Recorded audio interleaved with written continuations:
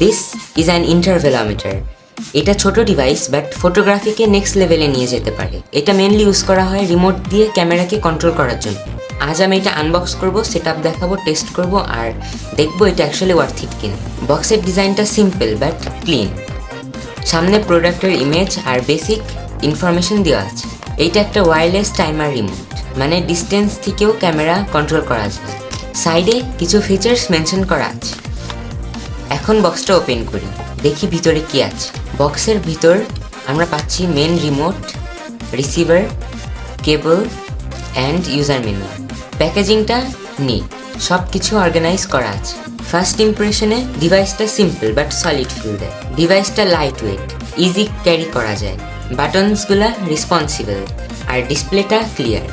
Remote আর receiver দুইটাই compact, so set up করতে কোনো ঝামেলা হয় না।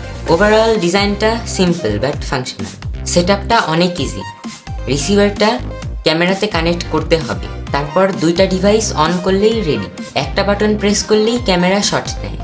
এখন রিয়েল টেস্ট দেখি। রিমোট থেকে ট্রিগার করলেই ক্যামেরা নিজের মতন শট নেয়। স্পেশালি ট্রাইপড ইউজ করলে কোনো শেক হবে না আর ইমেজ হবে একদম ক্লিয়ার। লং এক্সপোজার বা ডিস্টেন্স শটের জন্য এই গ্যাজেটটা অনেক ইউজফুল।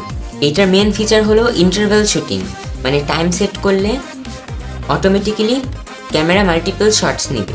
এইটা ইউজ করে টাইম ল্যাপস, অ্যাস্ট্রোফটোগ্রাফি আর অনেক ক্রিয়েটিভ কাজ করা যায়। ম্যানুয়ালি শাটার বাটন কন্ট্রোল করা থেকে ইন্টারভেলোমিটার ইউজ করা অনেক ইজি। এই ডিভাইসটা ইউজ করে আজকে আমি মুনের শট নিয়েছি। 300 ফ্রেমস ট্যাগ করে অনেক ডিটেলড রেজাল্ট পাওয়া যায়। ক্যামেরা টাচ না করেও স্টেবল শট নেওয়া পসিবল।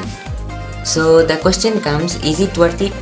যদি ফটোগ্রাফি সিরিয়াসলি করা হয় দেন ডেফিনেটলি ইয়েস, এটা একটা ইউজফুল টুল। ছোট একটা ডিভাইস বাট বড় একটা ডিফারেন্স আনে। Thanks for watching.